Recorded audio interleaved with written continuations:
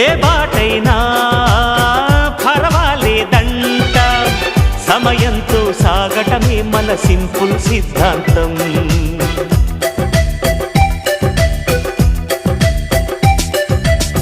చిరుగాలికి పరిమళమిచ్చే సిరిమల్లెల వనమై ఉందాం, గగనాన్ని నేలను కలిపే హరివిల్లుల బంతెన అవుదాం.